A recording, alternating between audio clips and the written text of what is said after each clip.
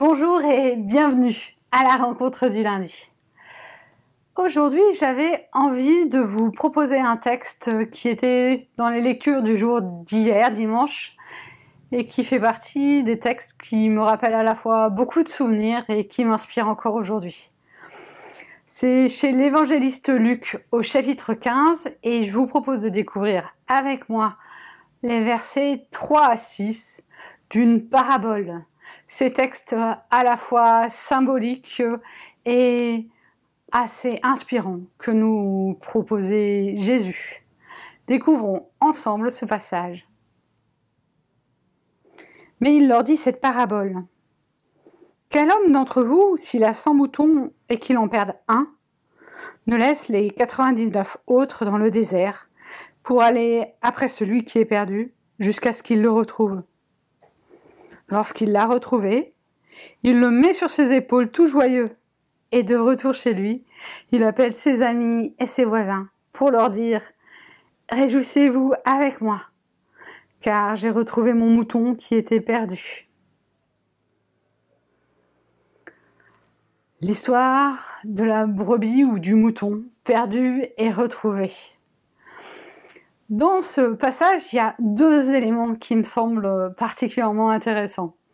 Le premier, c'est, on y reviendra, la joie.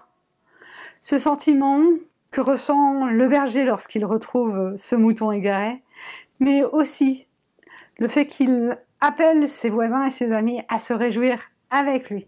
C'est donc une joie qui ne se garde pas pour soi, mais qui est communicative, inspirante, rayonnante.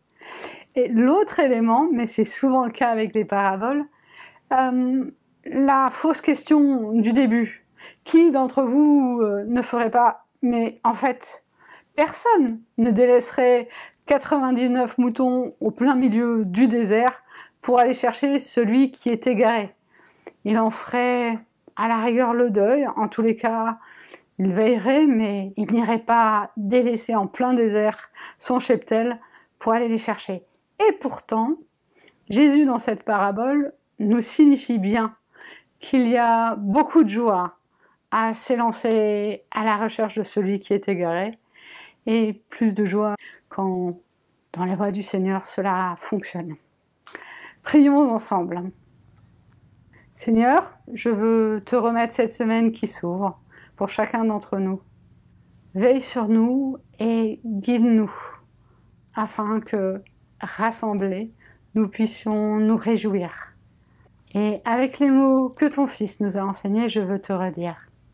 Notre Père qui es aux cieux, que ton nom soit sanctifié, que ton règne vienne, que ta volonté soit faite sur la terre comme au ciel.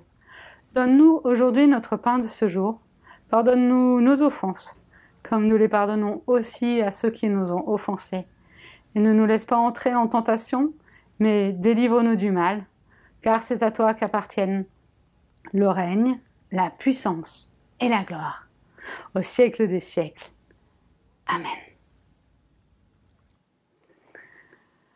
Que tout joyeux nous puissions cheminer vers nos prochains, vers cette semaine qui s'ouvre, vers chacun de ceux qui en ont besoin. Le Seigneur de plénitude, celui qui fait cette joie, vous bénit et il vous garde. Très belle semaine à chacun et à bientôt.